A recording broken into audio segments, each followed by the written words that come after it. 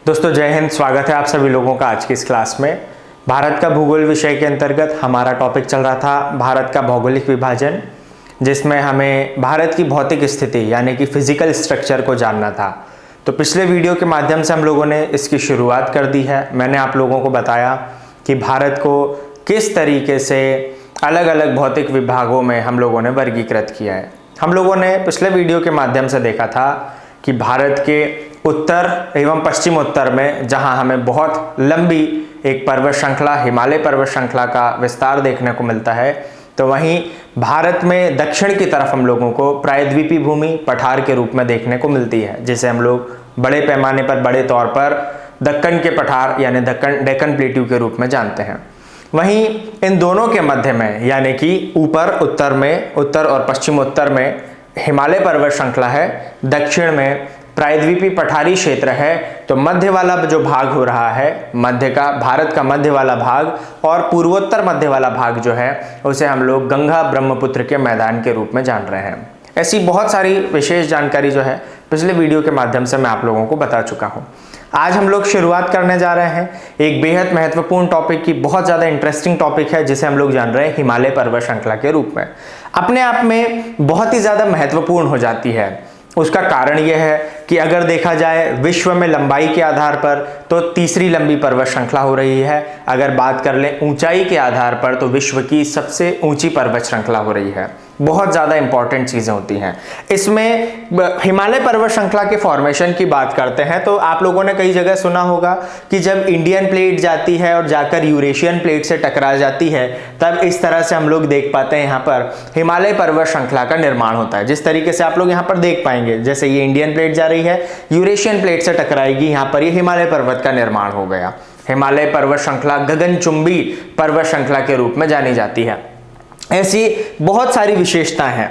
अब ये हम लोगों ने केवल थ्योरी बेस में सुना है, इसके पीछे का तर्क क्या होता है ये मैं आप लोगों को बताने जा रहा हूं। आप इस चीज़ को मानिए, जब हम लोग जाते हैं कहीं बड़े कोचिंग इंस्टीट्यूट में हम लोग एडमिशन लेते हैं, वहां पर यही सारी चीज़ें पढ़ाई जाती हैं और उसके लिए भी बहुत ज़्यादा मोटी मोटी फीस वसूली जाती है। आप इस चीज़ को देखिए ज़रा, और आप इस वीडियो में मैं आप लोगों को बोलूँगा कि एक बार केवल आज इस वीडियो को देख लीजिए आप, उसके बाद में आप लोगों को तय करना है कि आप लोगों को ये जो फ्री वाली जो मैं वीडियो सीरीज चला रहा हूँ इसमें आप लोगों को भागीदार होना है या नहीं होना है। पूरा का पूरा आप लोगों को जो डेटा रहता है पूरा का पूरा मैं आप लोगों को प्रोवाइड कराने वाला हूँ। इसमें कहीं हम लोगों को ऐसा अंतर देखने को नहीं मिलने वाला है कि उथला उथला पढ़ा रहे हैं या ऊपरी ऊपरी हम लोग पढ़ा रहे हैं। पूरी तरीके से डीप स्टडी हम लोग करने वाले हैं। केवल आज का वीडियो देखेंगे लास्ट तक, आप लोगों को समझ में आ जाएगा कि हम लोग किस लेवल से जुड़ते हुए आगे की तरफ बढ़ रहे हैं। साथ ही साथ जब मैं भूगोल विषय पढ़ा चुका होऊंगा तब आप लोग और देख पाएंगे कि आखिरकार हम लोग बात क्या करने जा रहे हैं, हम लोग चर्चा किस बात की कर रहे हैं अभी तक। ठीक है, तो चलिए बिना किसी देरी की हम लोग शुरुआत कर रहे हैं। जैसे अगर हम लोग बात करें हिमालय के निर्माण के बारे में, तो हिमालय के निर्माण के बारे में एक हम लोग ऐसा कह सकते हैं कि जो भी तर्क वितर्क दिए जाते हैं ये वैज्ञानिक आधार पर दिए जाते हैं। वैज्ञानिकों ने अनुमान लगाए हैं और अनुमान किस आधार पर लगाए हैं, तो बहुत सारी पुरानी थ्योरी हो रही हैं। अब मैं आप लोगों को एकदम गहराई में थ्योरी ना पढ़ाते हुए मैं आप लोगों को केवल उनके जो तर्क हैं वो मैं बता रहा हूं, क्योंकि यहाँ पर मेरा पढ़ाने का उद्देश्य आप लोगों को थ्योरी नहीं है, मुझे आज आप लोगों को हिमालय का निर्माण कैसे हुआ है ये बताना है। तो चलिए शुरुआत करते हैं। सबसे पहले आप लोगों ने देखी होगी, आप लोगों ने पृथ्वी की उत्पत्ति के संबंध में जब इंडिया का फॉर्मेशन अर्थ का जब हम लोग फॉर्मेशन देखते हैं तब हम लोगों को एक बहुत ही प्रचलित थ्योरी देखने को मिलती है जिसे हम लोग विशाल विस्फोट सिद्धांत यानी बिग बैंग थ्योरी के रूप में जानते हैं। ये पृथ्वी की उत्पत्ति के संबंध में हम लोग एक कह सकते हैं सर्वमान्य सिद्धांत है, एक सर्वमान्य थ्योरी है। मतलब सर्वमान्य इसलिए ऐसा बोलना पड़ रहा है, जब भी कोई थ्योरी आती है, क्योंकि ये सारी की सारी पुराने तर्कों पर आधारित रहती हैं, कोई भी थ्योरी लेकर आई जाती है तो पुरानी कुछ एक चीज़ों का स्टडी किया जाता है, उसके बाद में थ्योरी लाई जाती है। अब इसमें से क्योंकि पुरानी चीज़ें हैं तो केवल कल्पना हम लोग कर सकते हैं, तो कुछ वैज्ञानिकों का कहना रहता है हाँ ये बात सही हो सकती है, जबकि कुछ वैज्ञानिकों का कहना रहता है कि नहीं ये बात बिल्कुल जो है बिना सिर पैर की है। बिना सिर पैर की बात कहते हुए वो उस चीज़ को नकार देते हैं। तो एक बहुत ही बड़ी बात हो जाती है जब किसी चीज़ पर हम लोगों को मेजॉरिटी देखने को मिलती है। उसी में से एक थी big bang theory. Big bang theory में पृथ्वी की उत्पत्ति के संदर्भ में, ब्रह्मांड की उत्पत्ति के संदर्भ में जो सिद्धांत दिए गए हैं कि एक सूक्ष्म पिंड था, उसमें विस्फोट हुआ, विस्फोट के बाद में पदार्थ फैलता चला गया और फिर उसके बाद में नाना प्रकार की आकाश गंगाओं का, उसके अलावा बहुत सारे सौर मंडलों का निर्माण हुआ, सोलर सिस्टम का निर्माण हुआ, ऐसी बहुत सारी चीजें। बिग बैंग थ्योरी एक सर्वमान्य सिद्धांत बनी। उसके बाद उसी को ध्यान में रखते हुए, उसी को स्टडी करते हुए अलग अलग प्रकार की थ्योरीज जो है वो आने लगी। उन्हीं में से एक थ्योरी जो रहती है वो हिमालय के उत्पत्ति के संदर्भ में रहती। ना केवल हिमालय, मैं आप लोगों को बता दूं, ना केवल हिमालय बल्कि Andes mountain range, Rocky mountain range, जो विश्व की दूसरी और पहली, क्रमशः देखा जाए तो रॉकी जो है सबसे लंबी हो रही है, एंडीज देखा जाए तो दूसरी लंबी हो रही है, ये पर्वत श्रृंखला हो रही है, इनके संदर्भ में भी तर्क देती है। तो कौन सी थ्योरी है ये मैं आप लोगों को बताता हूं। टॉपिक जो हो रहा है हमारा, हिमालय हम लोग पढ़ने जा रहे हैं, लेकिन सबसे पहले हम लोग कॉन्टिनेंटल ड्रिफ्ट थ्योरी देख रहे हैं, यानी कि महाद्वीपीय प्रवाह और विस्थापन सिद्धांत क्या होते हैं। इसी के माध्यम से मैं आप लोगों को हिमालय पर्वत श्रृंखला जो है वो बताने जा रहा हूं। चलिए, कॉन्टिनेंटल ड्रिफ्ट थ्योरी यानी महाद्वीपीय प्रवाह सिद्धांत और महाद्वीपीय विस्थापन सिद्धांत कहीं ना कहीं लगे हुए थे बिग बैंग थ्योरी से। अब क्या चीज हो रही वो सारी चीजें मैं बताऊंगा, अभी केवल आप इन थ्योरीज पर ध्यान दीजिए। अब यहां पर हम लोग एक शब्द पढ़ रहे हैं, एक शब्द होता है क्या, प्रवाह। प्रवाह का मतलब क्या होता है, प्रवाह का मतलब होता है बहना। दो थ्योरी है कॉन्टिनेंटल ड्रिफ्ट थ्योरी के अंतर्गत, दो थ्योरी आ रही हैं, जिसमें एक हो रहा है महाद्वीपीय प्रवाह का मतलब होता है महाद्वीप बह रहे हैं, और दूसरा होता है महाद्वीपीय विस्थापन सिद्धांत, यानी कि महाद्वीपों की स्थिति में परिवर्तन आ चुका है। विस्थापन मतलब क्या हो रहा है, अरे स्थापन मतलब स्थित है, या कहीं पर उनकी एक पर्टिकुलर स्थिति है। विस्थापन मतलब उनकी जगह, जो उनकी जो पोजीशन है उसमें चेंज आ चुका है, उसको बोल रहे हैं हम लोग विस्थापन। तो एक हो जा रहा है महाद्वीपीय प्रवाह और एक हो जा रहा है महाद्वीपीय विस्थापन सिद्धांत। किसने दिए हैं, दोनों देखिए। सबसे पहले जो सिद्धांत आता है उस सिद्धांत को हम लोग कहते हैं महाद्वीपीय प्रवाह सिद्धांत। ये 1908 में एक अमेरिकी वैज्ञानिक हैं, उनके द्वारा दिया जाता है। उस वैज्ञानिक महोदय का नाम है F.B. टेलर, ठीक है, F.B. टेलर के रूप में हम लोग उन्हें जान रहे हैं। उनके अनुसार क्या है, उनका ये कहना था, मोटे तौर पर मैं आप लोगों को बता दूं, उनके अनुसार उनका कहना था कि महाद्वीप जो हैं, महाद्वीप प्रवाहित हो रहे हैं, महाद्वीप प्रवाहित हो रहे हैं। अब ये महाद्वीपी प्रवाहित हो रहे हैं, ठीक है भैया, ये शब्द सुन लीजिए कैसे हो रहे हैं, क्या कहना चाह रहे हैं वो मैं आप लोगों को अभी बताऊंगा। महाद्वीपी प्रवाहित हो रहा है, सबसे पहले मैं आप लोगों को बता दूं, महाद्वीप मतलब हो रहा है कॉन्टिनेंट, द्वीप मतलब पता है ना, मैंने अभी आप लोगों को पिछले वीडियो में बताया था द्वीप मतलब क्या होता है, ऐसी आकृति जो चारों तरफ से किससे घिरी हुई हो, समुद्र से घिरी हुई हो। हम लोग ऐसा कह सकते हैं, हम ऐसा भूखंड जो चारों तरफ से किससे घिरा हो, समुद्र से घिरा हो, उसको हम लोग क्या कहते हैं, उसे हम लोग कहते हैं द्वीप। ठीक है, ये चीज हम लोगों ने जान ली। अब महाद्वीप क्यों कह रहे हैं, क्योंकि ऐसा विशाल भूखंड, यहां पर क्या बोल रहा हूं मैं, यहां केवल भूखंड बोला है और यहां पर मैं बोल रहा हूं भूखंड, वो भी कौन सा, ऐसा विशाल भूखंड, समुद्र का बड़ा रूप जो रहता है वो महासागर कहलाता है। ऐसा विशाल भूखंड जो महासागरों से घिरा हो उसे हम लोग क्या कहते हैं, तो उसे कहते हैं हम लोग महाद्वीप। ठीक है, मतलब बात वही चीज है, यहां द्वीप आ रहा है क्यों, क्योंकि छोटी आकृति है, यहां महाद्वीप आ रहा है क्यों, क्योंकि भूखंड जो है वो बहुत विशाल है, इसलिए महाद्वीप बोला गया है। तो अलग अलग, अब ये द्वीप क्या हो रहा है, महाद्वीप क्या हो रहा है, पिछले वीडियो में मैं आप लोगों को बता चुका हूं। तो यहां पर कहने का मतलब क्या हो रहा है, अमेरिकी वैज्ञानिक F.B. टेलर महोदय जो थे, उनके अनुसार महाद्वीप जो है ये प्रवाहित हो रहे हैं। ठीक है, काहे पर प्रवाहित हो रहे हैं, पानी पर प्रवाहित हो रहे हैं। यहां आपकी जानकारी के लिए मैं बता दूं, ये पानी के ऊपर प्रवाहित नहीं हो रहे हैं। किसके ऊपर प्रवाहित हो रहे हैं, अभी मैं बता रहा हूं। दूसरी चीज देखिए, ठीक है, इनकी थ्योरी जो है, इनकी थ्योरी को बिग बैंग थ्योरी के बाद में थोड़ी सी अन्य वैज्ञानिकों के द्वारा मान्यता दे दी गई कि हाँ ठीक है, हम आपकी बात मान सकते हैं। अब 1912 का समय आता है, उसमें आता है महाद्वीपीय विस्थापन सिद्धांत, 1912 में आता है, 1912 में आता है, और ये वैज्ञानिक जर्मनी के हो रहे हैं, इसलिए बोला है मैंने यहाँ पर, जर्मन वैज्ञानिक अल्फ्रेड वेगनर के अनुसार महाद्वीपीय विस्थापन सिद्धांत हुआ। और महाद्वीपीय विस्थापन सिद्धांत क्या हो रहा है कि महाद्वीप अपनी जगह जो है वो परिवर्तित कर रहे हैं। तो यहां पर मैं क्या कह दे रहा हूं, इन्होंने कहा है महाद्वीप जगह परिवर्तित कर रहे हैं। ठीक है, बात थोड़ी थोड़ी सी मिलती जुलती लग रही है, बिल्कुल लग रही है। अब ये किस आधार पर कहते थे? कि केवल भविष्यवाणियां कर देते थे कि मुझे रात को सपना आया है तो मैं कल जाकर जो है सुबह उठकर ऐसा कह दूंगा? नहीं, इनके पीछे बहुत गहरे तर्क हुआ करते थे, इनके पीछे बहुत गहरी स्टडी हुआ करती थी। उन्हीं स्टडी को मैं आप लोगों को यहाँ पर थोड़ा सा कुछ एक डायग्राम के माध्यम से, 3D डायग्राम्स हैं उनके माध्यम से बताऊंगा, तो बहुत आसानी के साथ में आप लोगों को समझ में आने वाला है। यहाँ पर देखिए बात थोड़ी सी मिल रही है, मिलती जुलती। अमेरिकी वैज्ञानिक F.B. टेलर क्या कह रहे हैं? उनका कहना है कि महाद्वीप जो है वो प्रवाहित हो रहे हैं, बह रहे हैं। यहाँ पर जर्मन वैज्ञानिक अल्फ्रेड वेगनर क्या कह रहे हैं? महाद्वीप जगह परिवर्तित कर रहे हैं। दोनों की बातें मिलती जुलती हो रही हैं, लेकिन पहले इन्होंने ये बात कही है, दूसरी बात इन्होंने कही है। इसके बाद में जब हम लोग आगे बढ़ते हैं तो और भी बहुत ज्यादा मंथन चलता है। 1960 के समय की बात है, वहां पर एक और थ्योरी आती है जिसको हम लोग बोलते हैं प्लेट टेक्टोनिक थ्योरी, यानी कि प्लेट विवर्तनिकी अभिक्रिया। उसमें और हिमालय के बारे में हम लोग बहुत अच्छे तरीके से समझते हैं, वो सारी चीजें मैं बताऊंगा। अभी हम लोग ये समझ चुके हैं कि हाँ ठीक है, दोनों का कहना हो रहा है, इनका कहना है कि महाद्वीप प्रवाहित हो रहे हैं और इनका कहना हो रहा है कि महाद्वीप जो है वो जगह परिवर्तित कर रहे हैं। अब हम इनको थोड़ा सा साइड में रख रहे हैं और इनकी थ्योरी के ऊपर आ रहे हैं, महाद्वीपीय विस्थापन सिद्धांत के ऊपर। क्या कहना था इनका? इनका कहना था कार्बोनिक फेरस एक युग था। अब युग क्या होता है तो उसे सुन लीजिए आप लोग, थोड़ा सा मैं आप लोगों को बताना चाहूंगा। युग जो रहता है ये कई लाखों वर्षों का समूह रहता है, इसे युग कहते हैं। इसे हम लोग कैसे जान सकते हैं? जैसे आप लोग जानते हैं दिनों का समूह सप्ताह के रूप में जाना जाता है, सप्ताहों का समूह माह के रूप में जाना जाता है, माह का जो समूह रहता है, 12 माह का समूह जो रहता है वो एक वर्ष के रूप में जाना जाता है। एक वर्ष का जो हम लोग कह सकते हैं, फिर जब 10 वर्ष हो जाते हैं तो 10 वर्षों का समूह किस रूप में जाना जाता है? दशक के रूप में जाना जाता है। फिर ये 10 वर्ष होते होते 10 जुड़ते जुड़ते जब ये 100 वर्ष हो जाते हैं तो इसको शताब्दी के रूप में जाना जाता है। ऐसे ही जब ऐसे बताया जाता है जब लाखों वर्ष जुड़ जाते हैं तब जाकर एक युग बनता है।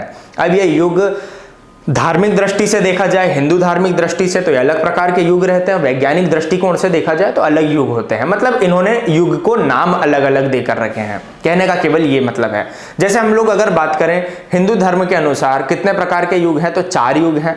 4 युग का समूह जो है उसके अनुसार पूरा का पूरा पृथ्वी का साइकिल चल रहा है। सबसे पहला युग कौन सा होता है? आप लोगों ने भी सुना होगा, पहला युग होता है सतयुग, फिर त्रेता युग, फिर द्वापर युग, फिर कलयुग। कलयुग के बाद में पूरी की पूरी पृथ्वी समाप्त होगी। उसके बाद में अगेन सतयुग, त्रेता युग, द्वापर युग, कलयुग। ये साइकिल जो दिख रहा है ना ये चलता रहेगा।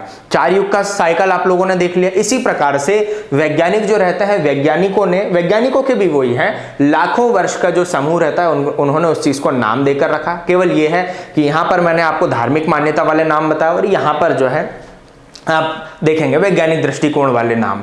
तो अब उसमें ही देखते हैं बहुत बड़े बड़े इन लोगों ने भी मूलतः 4 युग माने हैं। अब युग पे अभी हम लोग बात नहीं कर रहे, नहीं तो लंबा लेक्चर खिंचा जाएगा।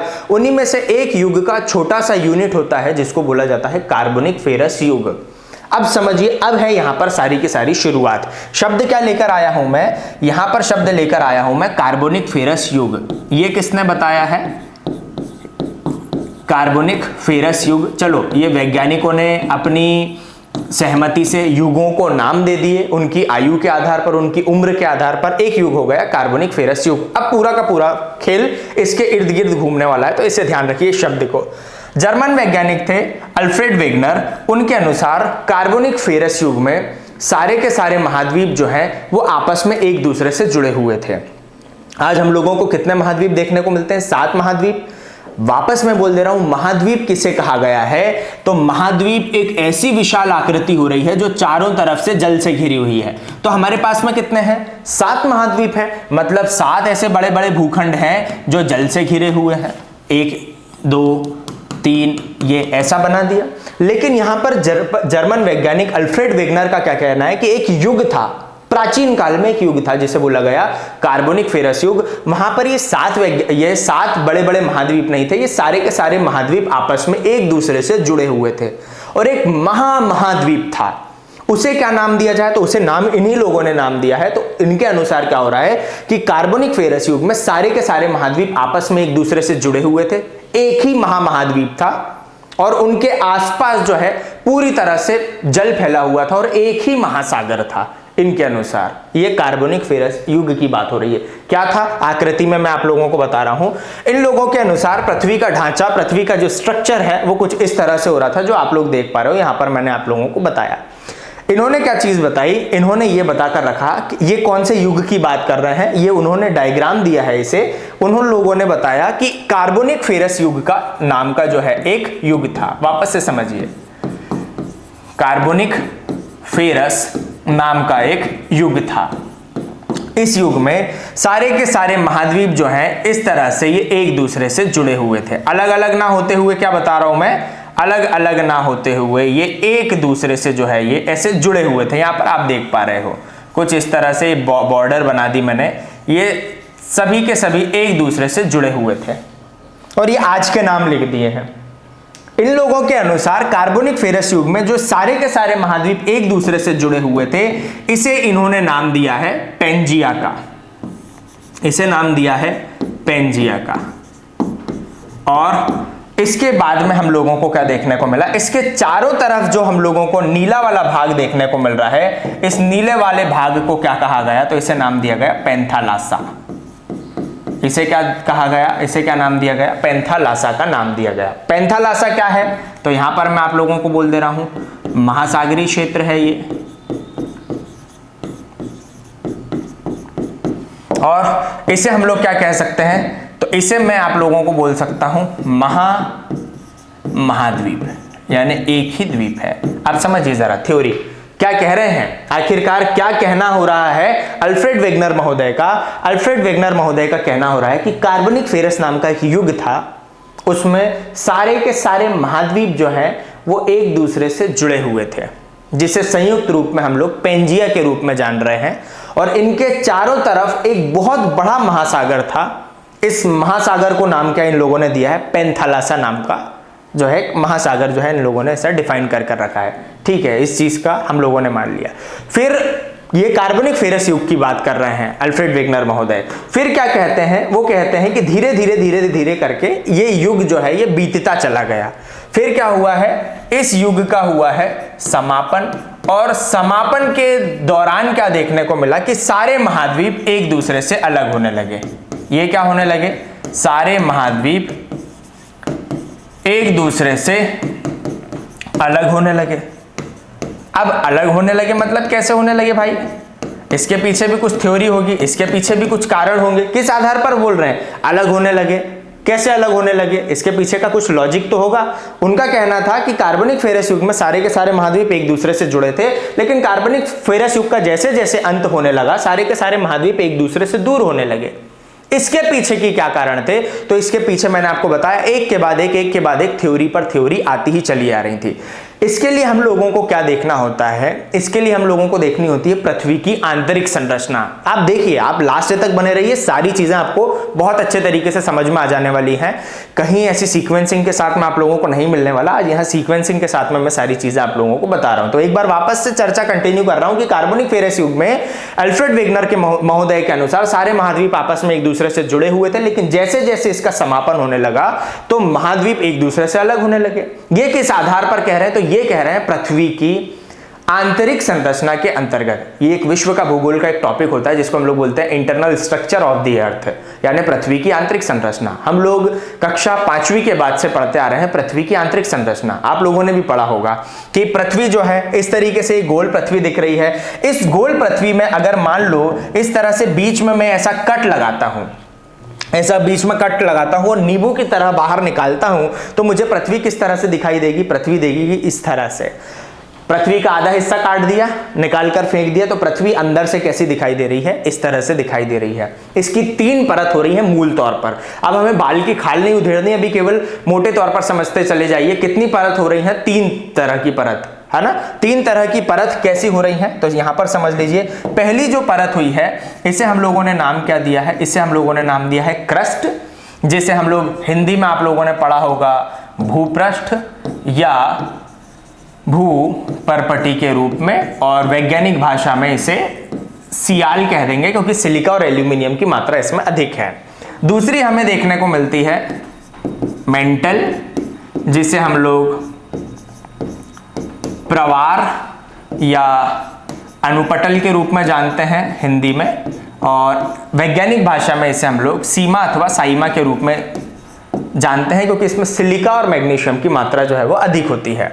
और तीसरी जो परत रहती है इसे हम लोग जानते हैं कोर के रूप में, हिंदी में इसे हम लोग क्रोड कहते हैं, जबकि वैज्ञानिक भाषा में हम लोग इसे नीफे कहते हैं, क्योंकि इस परत में निकेल और फेरस की मात्रा अधिक रहती है। चलिए ये तो सारी चीजें हो गई। अब बच्चों वाली लैंग्वेज में जो आप लोगों को समझना है, जैसा आप समझना चाह रहे हैं वो मैं बता दे रहा हूं। मोटे तौर पर यह कहा गया है कि भाई एक परत हो रही है, ठीक है, इस तरह से एक ये परत हो गई है। देखिए इसको मैं आप लोगों को ठोस रूप में यहां पर भी मैं बताते चलता हूं, आप लोगों को अच्छे तरीके से समझ में आएगा। मान लीजिए इस तरह से मैंने एक पृथ्वी का एक ये बड़ा भाग बना दिया, ये दिख रहा है आप लोगों को। इसको मैं क्या कर दे रहा हूं, इसको मैं इस तरीके से व्हाइट कर दे रहा हूं, इसे आप समझिए। ये व्हाइट पार्ट कैसा हो गया, तो ये आप ये समझ लीजिए कि ये हो गया पूरी तरीके से ठोस। ये कैसा हो गया बेटा, तो ये हो गया है पूरी तरीके से ये हो गया है पूरी तरह से ठोस।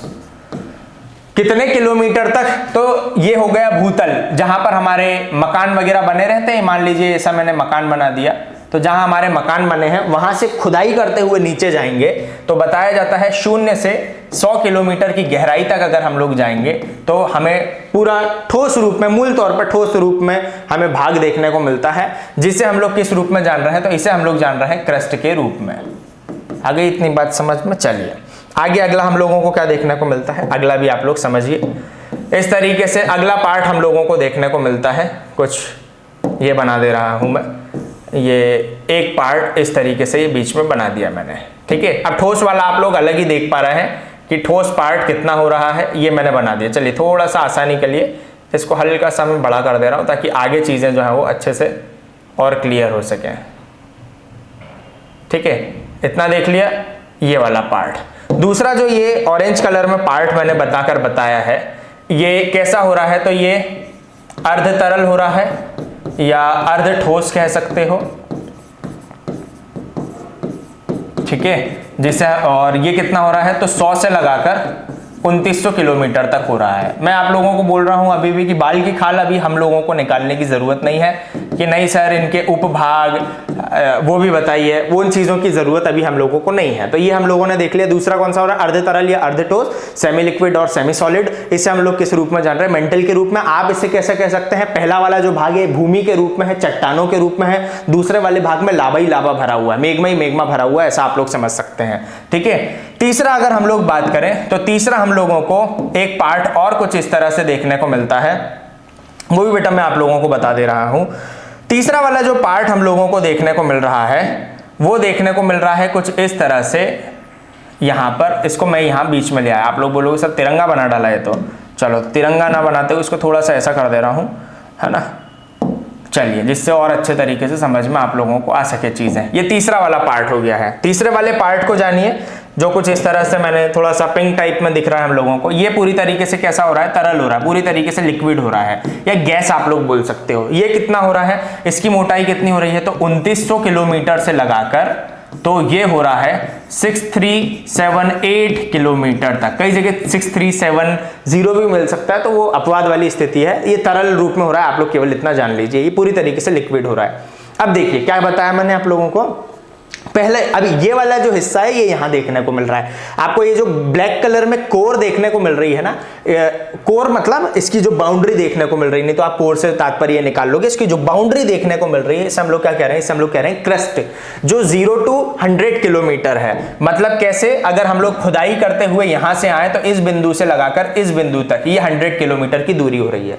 फिर उसके बाद में 100 to 2900, 100 से लगाकर 2900 ये हो रहा है, यहां तक 2900 आएगा, यहां तक 100 आएगा, और उसके बाद में अगर हम लोग आएंगे यहां पर इसके केंद्र में पहुंचना है तो 6378 किलोमीटर तक हम लोगों को अंदर खुदाई करते हुए जाना पड़ेगा। तो ये वैज्ञानिकों ने एक थ्योरी ये भी निकाल कर रखी है। तो चलिए ये चीज हम लोग जान गए। अब हम लोग जो बार बार बोल रहे हैं कि महाद्वीप महाद्वीप महाद्वीप बह रहे हैं, का क्या मतलब है।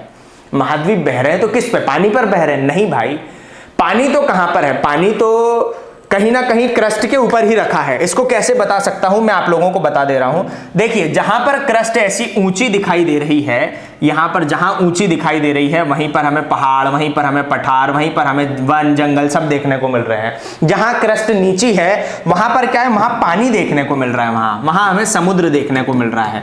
समझ में आ गई इतनी बात? तो आप ये समझिए कि जो समुद्र है, समुद्र भी किसके ऊपर रखा हुआ है या किसके ऊपर टिका हुआ है, तो ये भी क्रस्ट के ऊपर ही टिका हुआ है भाई, समुद्र। तो समुद्र के ऊपर तो क्रस्ट या महाद्वीप तैर नहीं रहे हैं, ये समझिए। क्रस्ट एक ही हो रही है, जिसके ऊपर महाद्वीप है या जो उठे हुए हैं इसे हम लोग बोलते हैं कॉन्टिनेंटल क्रस्ट यानी महाद्वीपी क्रस्ट, और जिसके ऊपर महासागर स्थित है उसे बोलते हैं महासागरीय क्रस्ट। तो जल के ऊपर तो नहीं तैर रहा है, तो किसके ऊपर तैर रहा है? तो ये क्रस्ट वाला पार्ट हो गया ना। इसके नीचे क्या बताया, इसके नीचे बताया मैंने, इसके नीचे भरा हुआ है मैग्मा। इसके नीचे क्या भरा हुआ है? मैग्मा, जिससे हम लोग, जिस पार्ट को हम लोग जानते किस रूप में है, इसे हम लोग जानते हैं मेंटल के रूप में। तो इंटरनल स्ट्रक्चर जब निकला था तब बताया था कि 100 से 2900 किलोमीटर के दौरान हमें क्या देखने को मिलती है? मेंटल देखने को मिलती है, जो कि अर्ध तरल रूप में है। और इस अर्ध तरल पदार्थ के ऊपर ये क्रस्ट बह रही है। और ऐसा कहना का मतलब किसका हो रहा था? तो ये कहने का मतलब हो रहा था जर्मन वैज्ञानिक अल्फ्रेड वेगनर का। वापस बताऊं सारी चीजें, क्या कहना हो रहा था? उन्होंने कहा था कार्बोनिक फेरस युग की शुरुआत में सारे के सारे महाद्वीप आपस में एक दूसरे से जुड़े हुए थे, जिसे संयुक्त रूप में पेंजिया कहा गया। और इसके चारों तरफ हम लोगों को क्या देखने को मिला? एक बहुत बड़ा महासागर देखने को मिला, जिसे पेंथालासा कहा। एक छोटा सा समुद्र भी था, जिसे हम लोग यहाँ पर टेथिस सागर बोल रहे हैं। ये भी थोड़ा सा ध्यान रखना, क्योंकि इसका भी अभी आगे हमें काम पड़ेगा। इसे हम लोग क्या कह रहे हैं? टेथिस सागर कह रहे हैं। उसके बाद में क्या हुआ? उसके बाद में बताते हैं कि कार्बोनिक फेरस युग का धीरे धीरे कर जब अंत होना शुरू हुआ, कार्बोनिक फेरस युग का धीरे धीरे कर जब अंत होना शुरू हुआ, तब क्या देखते हैं? इस अंत के समय में दो आकाशीय पिंड थे, जिसमें एक था सूर्य और एक था चंद्रमा। ठीक है, दो आकाशीय पिंड थे। एक क्या बता दिया? एक बता दिया मैंने इस तरह से, ये सूर्य, ये हो गया सूर्य देवता।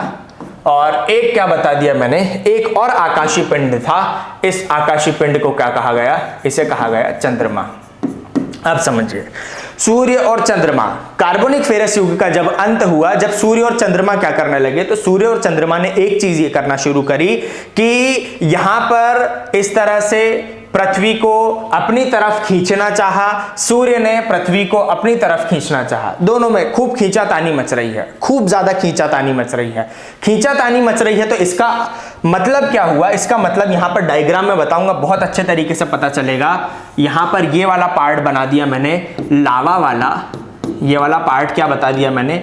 लावा वाला, जिसे मेंटल बोल रहा हूं। और इसके ऊपर थोड़ी सी ये ऐसी क्रस्ट जमी हुई थी, ये इसको ऐसा भी बना दे रहा हूं मैं थोड़ा सा, है ना, जिससे आप लोगों को ये भी समझ में आए कि क्रस्ट के ऊपर ये पानी भी है, क्योंकि महासागर भी थे उस समय। तो ये भी चीज देखिए, इस चीज को आप देखिए कि यहां पर ये बना दिया, ये पृथ्वी है मान लीजिए, पृथ्वी की आंतरिक संरचना जैसा साथ में बता दिया। यहां क्या बना दिया? यहां बना दिया ये मैंने मून, और यहां क्या बना दिया? यहां पर मैंने बना दिया इस तरीके से ये सन। अब क्या हुआ? कार्बोनिक फेरस युग का अंत हो रहा है। ग्रेविटेशनल फोर्स दोनों के पास में है। पृथ्वी जिस मटेरियल से बनी उसी मटेरियल से सन भी बना है, उसी मटेरियल से मून, मतलब उन्हीं पदार्थों से चंद्रमा भी बना है, उन्हीं पदार्थों से सूर्य भी बना है। तो हमारे पास जैसी ग्रेविटी है, गुरुत्वाकर्षण है, ठीक इसी प्रकार से गुरुत्वाकर्षण इनके पास भी है, गुरुत्वाकर्षण इनके पास में भी है। अब क्या होता है समझिए, इनमें खींचातानी जब मस्ती है, सूर्य ने अपनी आकर्षण शक्ति, एट्रैक्टिव फोर्स, अट्रैक्ट कर रहा है अपनी तरफ खींच रहे हैं। कौन सी शक्ति बोल रहा हूं मैं? आकर्षण शक्ति। आकर्षित करती है कोई भी चीज हमें, आकर्षण। यहां पर भी क्या हुआ है? इसने भी पृथ्वी को अपनी तरफ क्या करा है? आकर्षण करा है।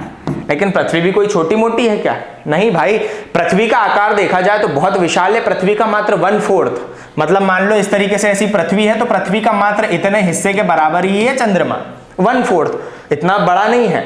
तो चंद्रमा की इतनी हैसियत नहीं है कि पृथ्वी को खींच डाले अपनी तरफ रस्सी की तरह, ऐसा नहीं खींच सकती। हाँ, सूर्य की जरूर है। क्यों? क्योंकि 109 गुना बड़ा हो रहा है, ये हम लोग जान रहे हैं। मतलब 109 पृथ्वी को अगर हम लोग एक साथ जमा देंगे तो हम लोगों को क्या देखने को मिलेगा? तब हम लोगों को जो है देखने को मिलेगा एक बहुत विशाल सा सूर्य। चलिए ठीक है, उस चीज को भी हम लोग छोड़ते हैं। अब इधर आइए कि पृथ्वी के पास में ग्रेविटेशनल फोर्स था, पृथ्वी के पास में गुरुत्वाकर्षण शक्ति थी, जिसके कारण क्या करा? पृथ्वी ने हर चीज को अपनी तरफ खींच कर रखा था, महाद्वीपों को अपनी तरफ खींच कर रखा था।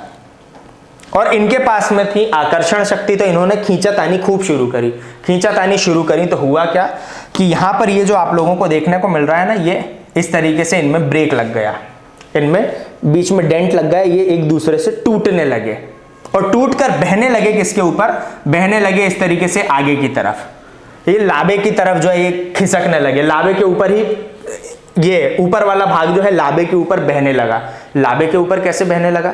अरे भाई, एक बहुत विशाल सा ऐसा महासागर है, इस महासागर के ऊपर बहुत विशाल विशाल टाइटैनिक जैसे जहाज जो है वो काहे के लिए यात्रा कर लेते हैं? साइंस का एक रूल लगता है, आपको पता है क्या लगता है? डेंसिटी आप लोगों ने सुना होगा, इनका घनत्व ज्यादा है इसके घनत्व से, इसका घनत्व कैसा हो गया?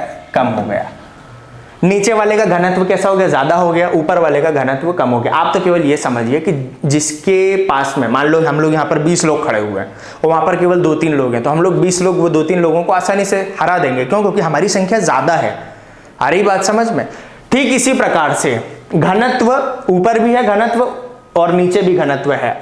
अगर बात करें महासागर, तो महासागर बहुत विशाल है और जहाज कैसा है? तो जहाज भले ही कितना विशाल बना दो, महासागर के बराबर तो नहीं बना पाओगे। तो महासागर में पानी की संख्या ज्यादा है, मात्रा ज्यादा है, इसलिए वो ऐसे ही ऊपर उठाकर रखते हैं। ठीक ऐसे ही बात करें भाई, यहां पर 0 से 100 किलोमीटर है और यहां पर कितना हो रहा है? 2900 किलोमीटर। तो स्वाभाविक सी बात है, डेंसिटी इसकी ज्यादा है, एरिया इसका ज्यादा है, वॉल्यूम इसका ज्यादा, बहुत ज्यादा था, जिसके कारण क्या करा इसने? इस तरीके से इनको ऊपर उठाकर रखा था। अब क्या हो रहा है? इनने आकर्षित करा है, आकर्षण करने के कारण ये सारी की सारी प्लेटें जो हैं वो एक दूसरे से दूर होने लगी, एक दूसरे से दूर होने लगी। तो क्या हो रहा है? अब थ्योरी समझते चलिए, बहुत अच्छे तरीके से समझ में आएगा। तो अब आगे बढ़ा रहा हूं, वापस से पीछे से लेते हुए चीजों को। महाद्वीपीय विस्थापन सिद्धांत देख रहे हैं। जर्मन वैज्ञानिक अल्फ्रेड वेगनर के अनुसार महाद्वीप जगह परिवर्तित कर रहे थे। कैसे? कार्बोनिक फेरस युग के अंत में या कार्बोनिक फेरस युग की शुरुआत में सारे के सारे महाद्वीप आपस में एक दूसरे से जुड़े हुए थे, जिनका संयुक्त रूप पेंजिया के रूप में जाना गया। इनके आसपास जो सागर था, महासागर था, उसे पेंथालासा कहा गया। एक छोटा सा समुद्र था, टेथिस सागर। ये कार्बोनिक फेरस युग में था। लेकिन जैसे जैसे समापन होने लगा तो सारे के सारे महाद्वीप एक दूसरे से दूर जाने लगे, एक दूसरे से दूर जाने लगे और ये दो दिशाओं में जा रहे थे। दो दिशाओं में कैसे जा रहे थे बेटा? मैं आप लोगों को बताऊं थोड़ा सा। दो दिशाओं में ऐसे जा रहे थे, मान लो अगर इस तरीके से मैं ऐसा यूं बीच में लाइन कर दूं इस तरीके से, तो ये दो तरफ जा रहे थे। एक बढ़ रहे थे उत्तर की तरफ और एक बढ़ रहे थे दक्षिण की तरफ। मतलब इसका ये जो पेंजिया का जो विखंडन हो रहा था दो भागों में, उत्तर की तरफ जा रहा था और दक्षिण की तरफ, ऐसे नीचे यूं मुड़ रहे थे इस तरीके से, ऐसे थे ना, तो ये यूं ब्रेक हो रहे थे। तो इसका जो भाग उत्तर की तरफ जा रहा था, उत्तर की तरफ जाते हुए भाग को क्या कहा गया? उत्तर की तरफ जाते हुए भाग को कहा गया अंगारा लैंड। इसे क्या कहा गया? अंगारा लैंड, या इसे ही जो है कहा गया है लॉरेशिया। इसे क्या कहा गया? लॉरेशिया कहा गया। जबकि इसका वो भाग जो दक्षिण की तरफ गया, इसे क्या कहा गया? इसे कहा गया गोंडवाना लैंड। ये सब किसके अनुसार? ये सब हो रहा है वेगनर के अनुसार ही। वेगनर ही ये थ्योरी दे रहे हैं कि इसका एक भाग, जब महाद्वीप एक दूसरे से अलग होने लगे तो एक भाग उत्तर की तरफ जाने लगा जिसे अंगारा लैंड या लॉरेशिया कहा गया, और इसका एक भाग जो है वो दक्षिण की तरफ गया जिसे गोंडवाना लैंड के रूप में कहा गया। ठीक है भैया, इतनी भी चीज जान गए। अब अंगारा लैंड या लॉरेशिया के अंतर्गत कौन आता है, गोंडवाना लैंड के अंतर्गत कौन आता है, थोड़ा सा वो देख लेते हैं। चलिए, अगर हम लोग यहां पर आ जाएं, इस वाले डायग्राम के ऊपर जो आप लोगों को यहां पर दिख रहा है, आपको क्या देखने को मिलेगा? वही चीज जो मैंने लाइन बनाई, लाइन को आपको बीच में ऐसा खींचना होगा। क्या करना होगा? मान लीजिए इस तरीके से पृथ्वी है, तो पृथ्वी के बीचों बीच आप लोगों को एक ऐसी लाइन जो है वो खींचनी होगी। आप लोग अच्छे तरीके से देख पाएंगे, समझ पाएंगे। अब यहां पर महाद्वीप अगर देखें तो ऊपर हम लोगों को कितने महाद्वीप देखने को मिल रहे हैं? यूपर हम लोगों को 3 महाद्वीप देखने को मिल रहे हैं। मोटे तौर पर देखा जाए तो एक हो जाएगा एशिया, एक हो जाएगा यहां यूरोप और एक हो जाएगा यहां उत्तरी अमेरिका, जिसे हम लोग नॉर्थ अमेरिका के रूप में जान रहे हैं। आ गई बात समझ में? एक भाग ये ऊपर की तरफ गया, जब पेंजिया का विखंडन हुआ तो एक भाग प्लेटें ऊपर की तरफ गई, जिसे आज हम लोग उत्तरी अमेरिका, यूरोप और एशिया के रूप में जान रहे हैं। और इनका संयुक्त रूप क्या कहा गया? इनका संयुक्त रूप कहा गया अंगारा लैंड या लॉरेशिया के रूप में। अंगारा लैंड या ये लॉरेशिया के रूप में जो है ये जाना गया। वहीं बात करें इनका एक भाग दक्षिण की तरफ जाने लगा, कौन सा? एक हो गया दक्षिण अमेरिका, एक भाग हो गया अफ्रीका, एक भाग हो गया ऑस्ट्रेलिया, ठीक है, और एक भाग आप लोग जानते ही हैं जो छुपा हुआ रहता है यहां पर नीचे, अंटार्कटिका, ठीक है। ये 4 महाद्वीप जो है ये किसका भाग कहलाए? ये संयुक्त रूप से कहलाए हैं गोंडवाना लैंड का। इनका चारों का संयुक्त रूप क्या कहलाया? ऐसे इनको अगर मैं मिला दूं, ये चारों का संयुक्त रूप क्या कहलाया? तो इसे कहा गया गोंडवाना लैंड। ये सब किसके अनुसार हो रहा है? ये सब हो रहा है भाई अल्फ्रेड वेगनर के अनुसार, कि कार्बोनिक फेरस युग का जब अंत होना शुरू हुआ, पेंजिया का विखंडन हुआ, एक भाग ऊपर की तरफ गया, एक भाग नीचे की तरफ गया, ऊपर की तरफ भाग कहलाया अंगारा लैंड, नीचे की तरफ गया भाग कहलाया गोंडवाना लैंड, ठीक है। और इतनी भी चीजें मान ली कि ठीक है एक दूसरे से महाद्वीप जो है वो दूर हुए। उन्होंने एक चीज बोला कि महाद्वीपों के दूर होने के क्रम में क्या था, ये सारी बातें जो कह रहे थे वो किस आधार पर कह रहे थे। उनका कहना यह था, आपको अगर मेरी बातों पर विश्वास नहीं तो बोले सारे ब्लॉक्स को आपस में जोड़ कर देख लो। उनका कहना था कि देख लीजिए सारे एक दूसरे से दूर होते जा रहे हैं, बह रहे हैं, ऐसा उनका कहना था। उनका कहना था कि मान लीजिए आपको अगर देखना है तो आप इस वाले ब्लॉक को जो है इसमें फिट कर दीजिए, एकदम फिट हो जाएगा। पजल वाला एक ब्लॉक वाला गेम आता है उसके तरह। आप बोले मेडागास्कर वाली भूमि को आप इस तरीके से ऐसे इसमें जोड़ दीजिए, जुड़ जाएगा। यहाँ पर आप इनको आपस में जोड़ दीजिए, ये ब्लॉक के रूप में ये आपस में जुड़ जाएंगे, सारे के सारे आपस में फिट हो जाएंगे। आप इस क्षेत्र को जोड़ना चाहेंगे, फिट हो जाएगा, ये क्षेत्र पूरा का पूरा फिट हो जाएगा। तो ये सारे के सारे सभी जो है एक दूसरे से जुड़े हुए थे, इसीलिए तो पेंजिया कहा गया। ये चीज उनका कहना था। उसी क्रम में अब आ रहे हैं हिमालय का निर्माण कैसे हुआ, तो समझिए उनका क्या कहना था कि जब ये कार्बोनिक फेरस युग का समापन हो रहा था, समाप्ति हो रही थी, उस समय जो अफ्रीका है ना, अफ्रीका में पूरी तरह से, यहां पर मैं बता दूं, उनका कहना था कि यहां पर जो है ये मेडागास्कर वाला हिस्सा जो है ये यहां पर ऐसे जुड़ा हुआ था और यहां पर एक विशाल सी प्लेट थी, इसको मैं हाईलाइट कर बना दे रहा हूं। यहां पर एक विशाल सी प्लेट थी कुछ इस तरह से, ये वाली। इस प्लेट को क्या कहा गया? उनके अनुसार ये वाली प्लेट थी भारतीय प्लेट, यानी कि इंडियन प्लेट। इसे क्या कहा गया? इंडियन प्लेट, भारतीय प्लेट। और ऊपर वाली जो प्लेट थी इसे क्या उन्होंने नाम दिया, ये क्योंकि इसके ऊपर 2 महाद्वीप बसे हुए हैं तो संयुक्त रूप से क्या कह दिया उन्होंने, इस प्लेट को नाम दे दिया है यूरेशियन प्लेट। इसको नाम क्या दे दिया? Eurasian plate. यूरोप का यूरे लिया है, एशिया का शियन लिया है, दोनों को मिला दिया, क्या बोल दिया? Eurasian plate. इसको क्या बोल दिया? भारतीय प्लेट। और यहां पर भारत नहीं था, उनका कहना था यहां पर तैतीस सागर था। अभी मैंने आप लोगों को बताया, यहां पर आप लोग देख पा रहे हैं, इसमें मैंने लिखकर बताया था 33 सागर। चलिए खैर इस डायग्राम में भी लिखा हुआ है यहाँ पर 33 सी था। ये इंडिया देखने को मिल रहा है आप लोगों को। तो उनका कहना ऐसा था कि इंडिया जो है शुरुआत में कुछ इस तरह से, ये ऐसा आपस में जो ये अफ्रीका का ही पार्ट था, ये मेडागास्कर जोड़ कर रखा है, देखिए यहाँ पर ऐसा था। फिर वही चीज है कि चंद्रमा ने अपनी तरफ खींचना चाहा तो ये बहते बहते गया। किसके ऊपर बह रहा है? अरे भाई अभी तो बताया मैंने, मेंटल के ऊपर बह रहा है। मेंटल के ऊपर बह रहा है, जा रहा था जा रहा था जा रहा था, बीच में इसको क्या मिल गया? बीच में इसको जाकर मिल गई एशियन प्लेट, गया और जाकर टकरा गया, टकराया।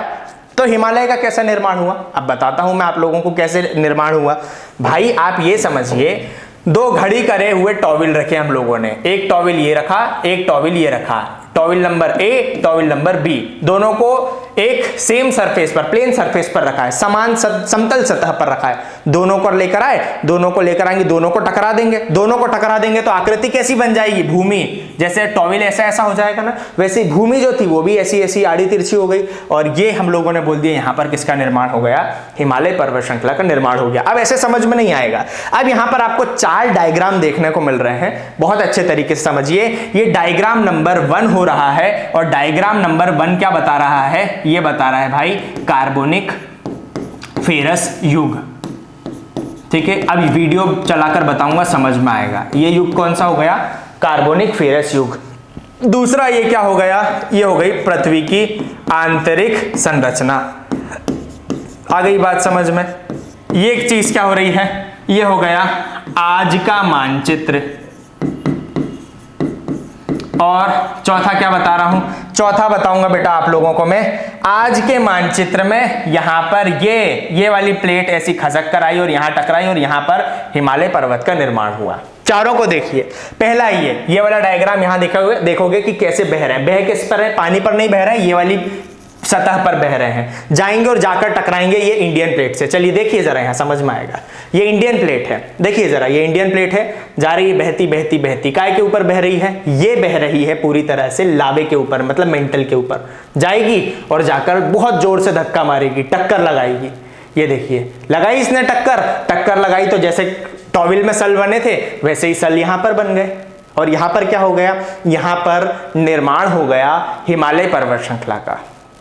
आ रही है बात समझ में? इस तरह से निर्माण हुआ है हिमालय पर्वत श्रृंखला का। और ये वाली जो थ्योरी हो रही है, ये वाली थ्योरी हिमालय के संदर्भ में देने वाली जो थ्योरी हो रही बहुत इंपॉर्टेंट रहती है। हिमालय ही नहीं, बहुत सारी उसमें तो जर्मन वैज्ञानिक अल्फ्रेड वेगनर हैं, उन्होंने देकर रखा है महाद्वीपीय विस्थापन सिद्धांत, मतलब महाद्वीप जो है अपनी जगह जो है, अपना प्लेस जो है वो क्या कर रहे हैं, वो चेंज कर रहे हैं। तो सबसे पहली चीज तो यही हो गई। दूसरी चीज अब जो हम लोग देखने जा रहे हैं उसे भी आप लोग समझिए थोड़ा सा। यहां पर जो मैंने आप लोगों को बताया, आप यहां पर समझिए पूरा का पूरा जो पार्ट हो रहा है, ये वाली जो प्रोसेस होती है, इस प्रोसेस से अगर माउंटेन्स निर्मित होते हैं, पर्वत अगर निर्मित होते हैं, तो ऐसे पर्वतों को हम लोग क्या कहते हैं, ऐसे पर्वतों को बोलते हैं हम लोग फोल्ड माउंटेन। ये वाली प्रोसेस से होती है, जब प्लेटों से प्लेट टकराती हैं और ऐसी ऐसी आकृति होती है, तब इसे हम लोग क्या कहते हैं, इसे हम लोग कहते हैं फोल्ड माउंटेन, यानी कि वलित पर्वत। अब और इससे संबंधित जानकारी हो रही है, वो सारी मैं आप लोगों को बताऊंगा। उससे पहले मैं आप लोगों को बता दूं, जो भी हम लोग अभी पढ़ रहे हैं वो कैसे पढ़ रहे हैं, हम लोग पूरा का पूरा डायग्रामेटिकली, पूरा तरीके से हम लोग डायग्राम में पढ़ने वाले हैं। अभी यहाँ पर आने वाले वीडियो में मैं आप लोगों को बताऊंगा किस तरह से क्या चीजें हुई थी। आप लोगों को पृथ्वी दिख रही है, इसको थोड़ा सा अगर मैं बड़ा कर दूं बेटा, तो कहने का मतलब ये मेडागास्कर यहाँ पर जुड़ा था, इंडियन प्लेट यहाँ पर जुड़ी थी, और आज की तारीख में हमें हिमालय कहाँ देखने को मिल रहा है। अगर ऐसी गोल में पृथ्वी घुमा दूं तो आप लोग यहाँ ये देख पा रहे हो, ये हो रही है हिमालय पर्वत श्रृंखला, देख पा रहे हैं आप, ये हो रही है हिमालय पर्वत श्रृंखला। केवल हिमालय पर्वत श्रृंखला क्या केवल इतना है, केवल यही हमें पढ़ना है? नहीं, अभी हिमालय का हम लोगों को क्लासिफिकेशन करना है। ये वलय तो पड़ गया, ये तो हम लोगों ने देख लिया। अब इन वलय से संबंधित कैसे क्वेश्चन बनते हैं, अलग अलग प्रकार के बहुत सारे प्रश्न हैं। जैसे हिमालय का वर्गीकरण करेंगे हम लोग, उत्तर से दक्षिण में, पश्चिम से पूरब में, बहुत सारी ऐसी विशेषता रहेंगी जो एग्जाम के पॉइंट ऑफ व्यू से बहुत ज्यादा इंपॉर्टेंट रहती। चाहे आप भारत देश में जिस जगह की कोई भी एग्जाम देना चाह रहे हो गवर्नमेंट से संबंधित, उसमें आप लोगों के प्रश्न पूछे जाते हैं। आशा करता हूं बहुत अच्छे तरीके से आप सभी लोगों को जानकारी पसंद आ रही है। और अगर ये वीडियो पसंद आया हो, जैसा मैंने आप लोगों को शुरुआत में बोला, तो मैं आपको ये नहीं बोलूंगा आप शेयर कीजिए, सब्सक्राइब कीजिए, लाइक कीजिए, ऐसा बिल्कुल नहीं मैं बोलूंगा। मैं आप लोगों को ये कहूंगा कि आप लोग जो है इस पूरी सीरीज को देखिए, ध्यान से देखिए। अगर अच्छी होगी तो खुद ही शेयर वगैरह कर लेंगे और व्यक्ति खुद ही देखने लगेगा, इसलिए इस चीज को मैं बार बार बोलना पसंद भी नहीं करता हूं। आप लोग क्या कीजिए, इस पूरी प्लेलिस्ट का फायदा उठाइए और एक बढ़िया तरीके से प्रॉपर वे में अपना नोट्स जरूर तैयार करते रहिए। आज के लिए हम लोग इतना ही रख रहे हैं। मैं मिलूंगा आप लोगों को अगले वीडियो में इसी टॉपिक को आगे कंटिन्यू करते हुए। तब तक के लिए धन्यवाद।